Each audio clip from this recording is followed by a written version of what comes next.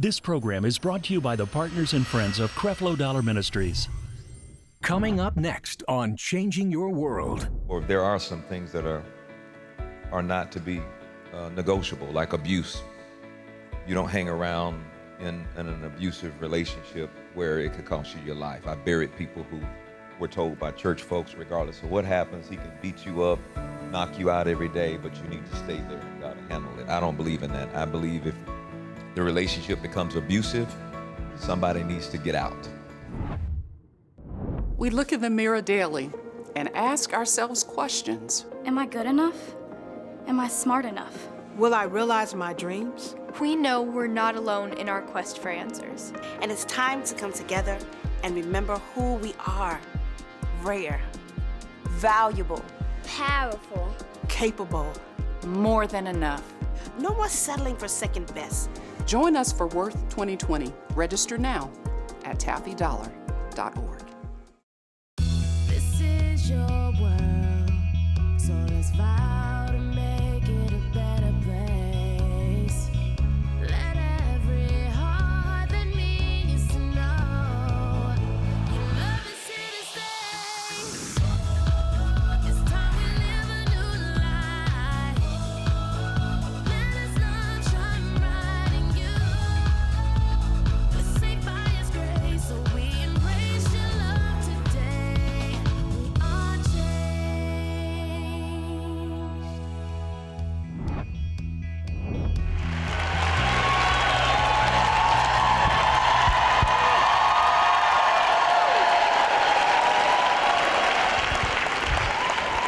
All right.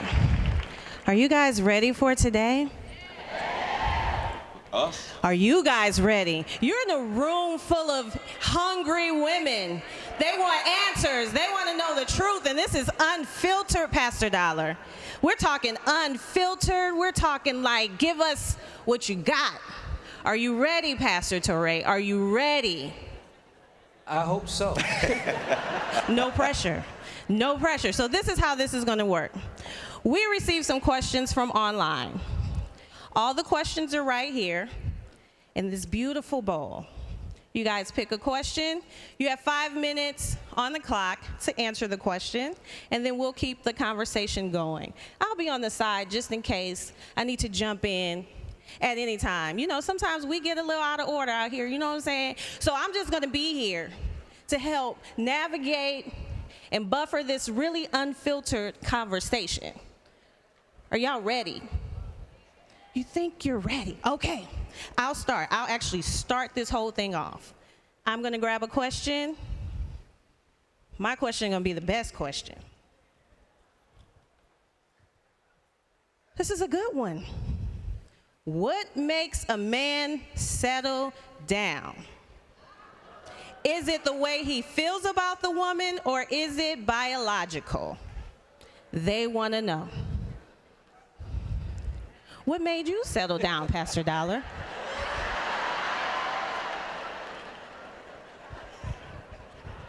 Going to hell if I didn't. You know? I think, first of all, you look at it requires maturity to settle down. And one of the things that has to take place in the life of a man is he's got to learn how to control his emotions. Because the weakest man on the planet is the guy who doesn't know how to control his emotions. And your spiritual maturity is always going to be based on the level of control that you have over your emotions, because if you can't control your emotions, you're going to try to control other people. And so I think what happens is you begin to recognize that, you know, I'm in a mature situation as a husband, and I'm going to have to, you know, make sure I take off the little boy stuff and put on a grown man stuff, which means that I can no longer be in the center of the circle, which means that, you know, what's important to me should no longer be important to me, but now what's important to my wife is what should be important to me. this is all maturity, but I think the maturity starts, Torre, when we learn how to control our emotions. And when we can control our emotions, then we won't have a need to try to control other people. And I think what happens is when we begin to look at the situation we're in, we've got to make a decision. I'm no longer playing the little boy game. I'm playing the manhood game. And manhood is never going to be real manhood without God. Real manhood is sacrificial servanthood. And so I think all of those going together, I believe it's more of a spiritual decision that will change some of the things that you're doing. Carnality is literally when you submit yourself to your emotions. And spirituality is when you're submitting yourself to the Word of God. Tackle this. I think you just did. And I would only add that I agree 100%. I would only add to that from the woman's perspective is I'm not quite convinced that there's something in you that will make him settle down. To echo Dr. Dollar, it is a decision that they make. They are ready.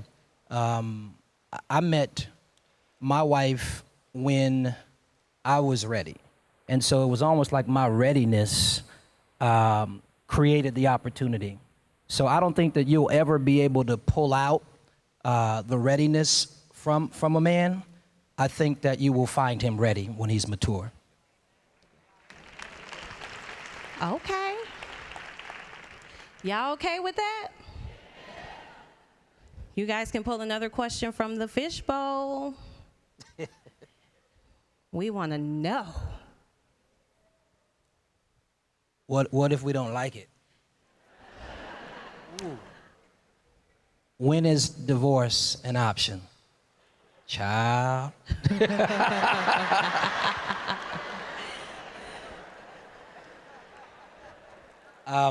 Maybe I'll start this one. Yeah.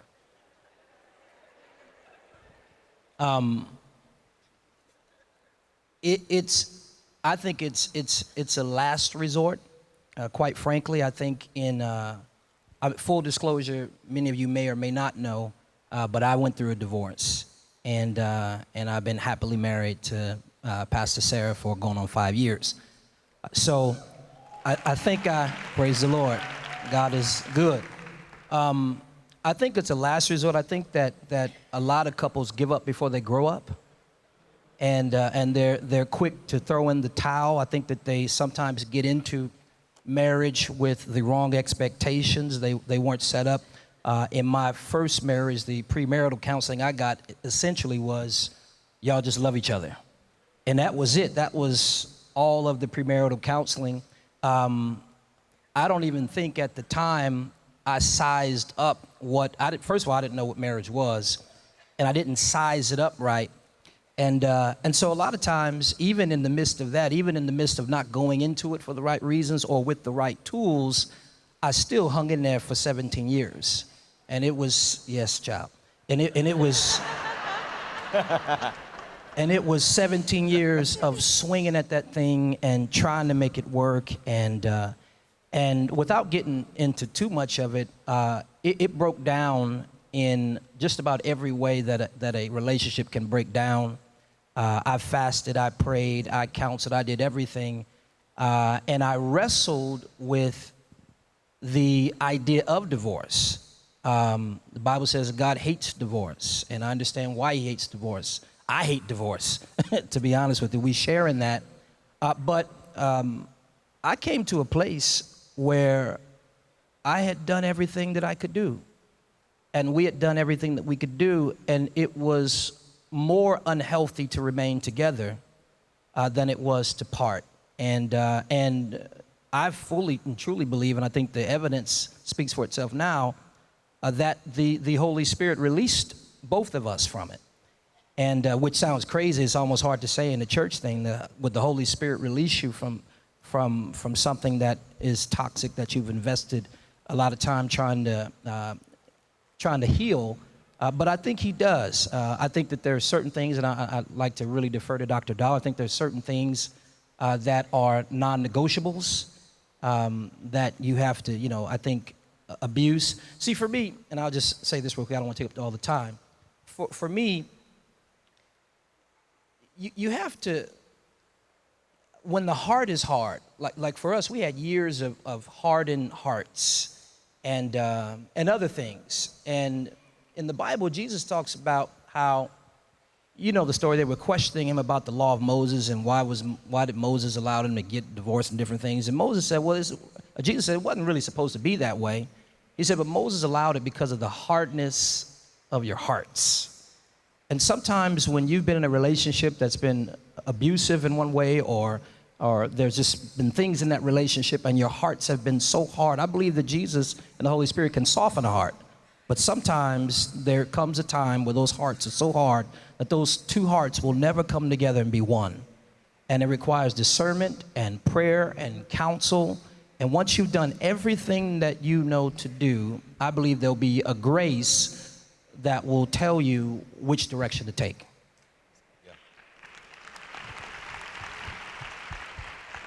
Yeah.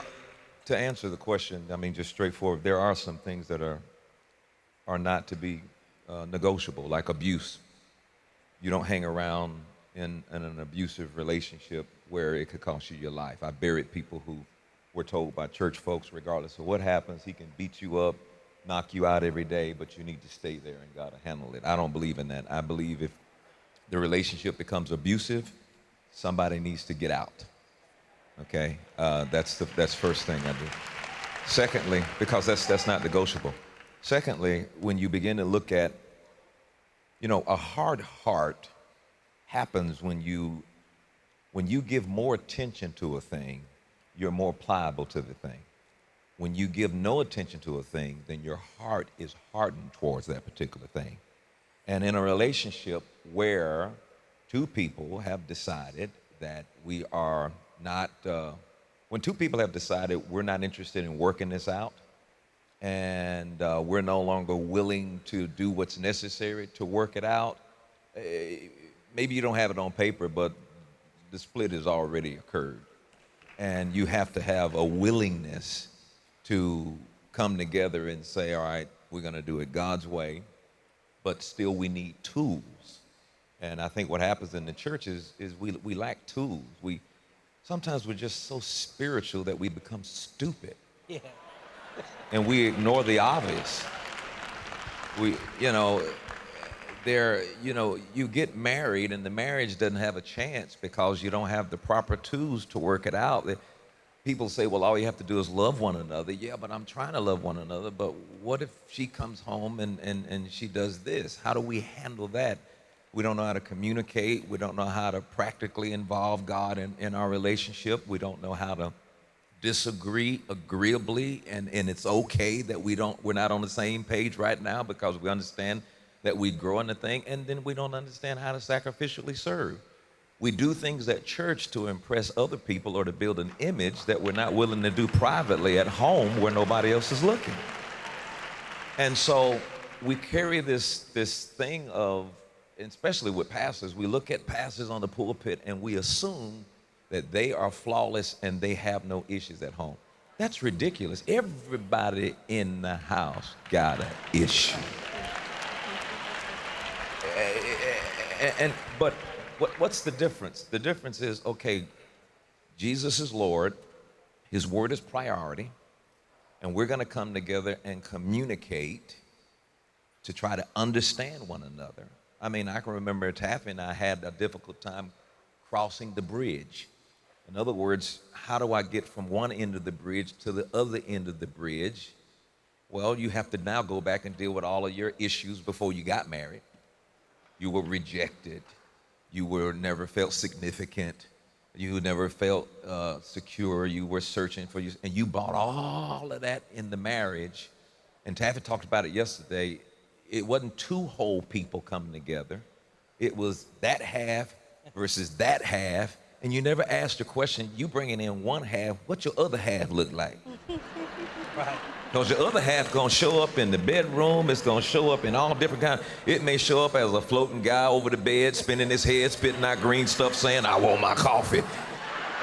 And you married them because they was fine, they was good looking. People look ugly when there's something going on the inside and you're not liking one another. Nobody wants to have sex, Torre, with somebody that you look at them and you're like, I can't stand you. Right. I love you, but I don't like you. You get on my nerves. I can't stand you. And we don't have these conversations, and we go in with these weird imitations of life, and it's not even real. You want this romantic, you don't even know what romance is. My time's up. Those were great answers. Did y'all think those were great answers? Yeah, We can roll to the next question. I wonder what it is. They have no idea what these questions are. So this is cold, like off the rip.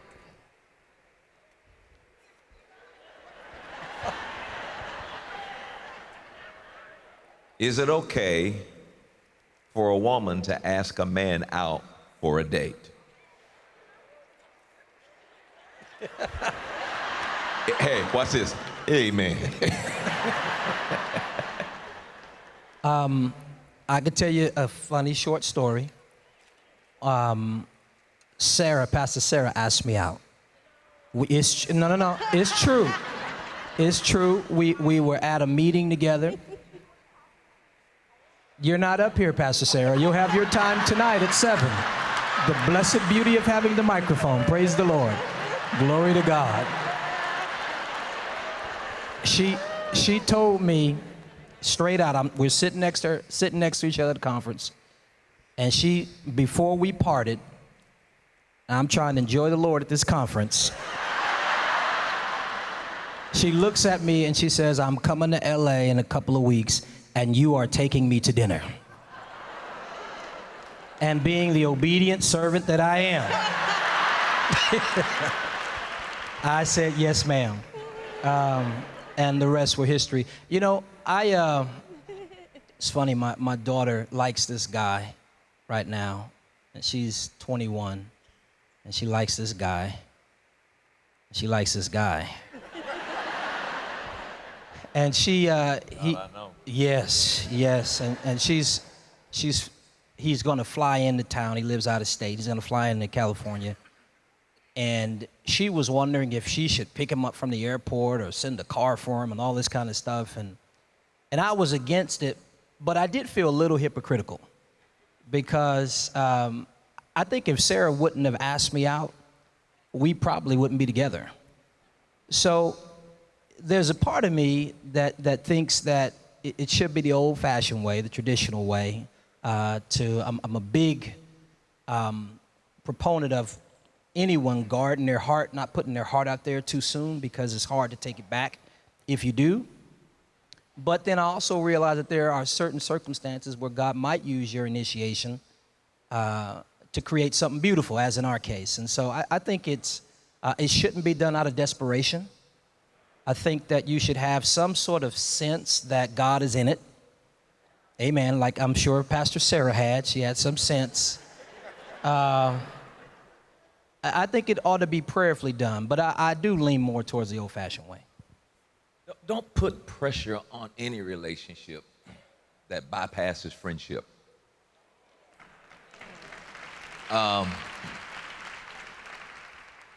Because automatically you put so much pressure on this thing, and it should be about, getting to know one another, having an opportunity to fellowship and to become a little transparent with one another, but it starts there. Now, had Taffy not initiated stuff, some of us are just too dumb to know how to initiate certain things. I met her on the college campus. She had on a summer flowery dress with wonderfully tanned shoulders and big, beautiful legs. And I asked the Lord, I said, Lord, you said I can have what I asked for in the name of Jesus. And we were at a Bible study one night, and it was summertime, really hot, and she had some shorts on, and I was praying, and the Lord said, open your eyes. And I opened my eyes up, and I saw those big, golden tan legs, and I started rebuking the devil. You spirit of lust, I bind you, you spirit of lust. You get off, you're not gonna interfere in this Bible study, go. And God said, this is not the devil, I'm trying to show you your answered prayer. And, you know, I kind of met her and you know, and I kind of like tried to ease in with the little humor and stuff. And, you know, she was kind of looking like, what is wrong with him? So I'm across the street at this little lounge place on the college campus, and I'm just laying on the couch looking at the Transformers or something like that. And I look back over my head, and she's standing at the door. And she said, well, I just dropped by to let you know I'm interested in you. If you are interested in me, let me know. And she walked out, and I'm like,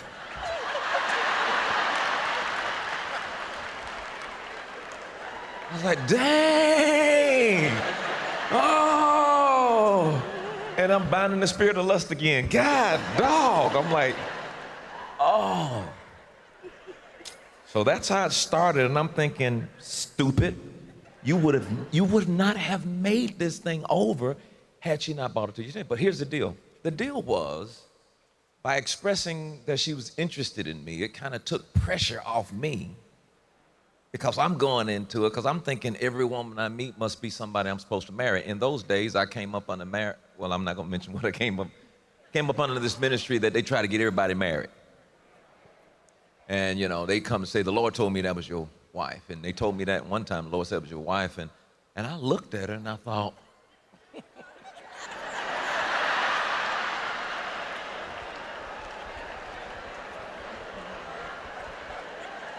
like, Lord, I don't like her. She looks like a horse. I'm not interested. The only thing I could hear every time I looked at her, I just heard, yeah, I was like, dang. And I know that's so cruel, and I'm ashamed to say that, but they told me to have no filters on. Unfiltered. We're unfiltered. And, we are unfiltered. And I was just, and I thought, why would God make me marry somebody that I'm gonna have to hear every time I wake up every morning? Good morning, sweetheart. I'm just like, and I realized that was deception, and that I could actually have what I liked and what I was. So here's the deal. The approach. I'm not embarrassing you, am I, Taffy? Be nice. She said, be nice. I got to put the filter back on. No filter, Pastor Taffy. We're unfiltered. I think the approach is important, and when we look at the approach, I think it's somewhat hypocritical for us to teach our sons the approach and not think it's okay for our daughters to be able to approach, because we're coming in friendship first, not marriage. And a relationship's got to start somehow. So while we understand the old traditional way of doing it, I just remember me. Thank God that it wasn't a law for Taffy to not approach me, or this would have never happened, just like you were saying with Sarah. I think it's cool, but we have to back up and say, we don't do like the world do and do the hookup. This is not about having sex or sharing a level of intimacy that you have not yet earned. This is an invitation to an interview. I love it. I hope my daughter is watching this right now. Praise. That's powerful.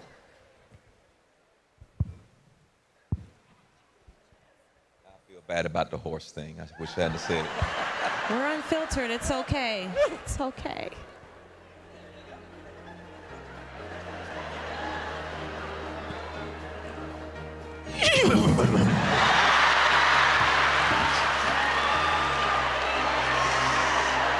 Isn't that awful? It's just terrible. I'm gonna have Tori to take me in the back and baptize me.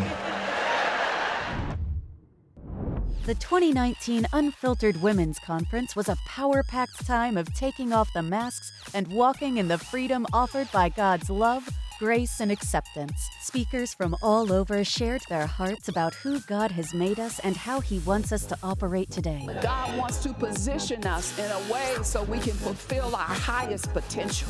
If it had not been for you on my side, Lord God, where would I be, Lord God?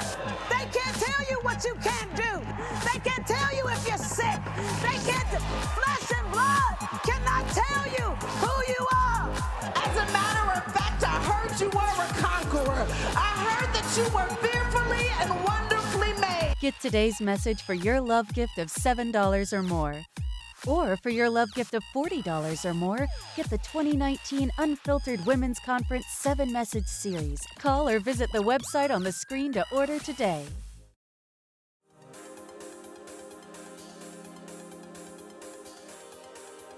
Cleveland, Ohio, Dallas, Texas. The change experience is on its way. Join Pastors Creflo and Taffy Dollar for one night only, March 6th in Cleveland, Ohio, and April 24th in Dallas, Texas.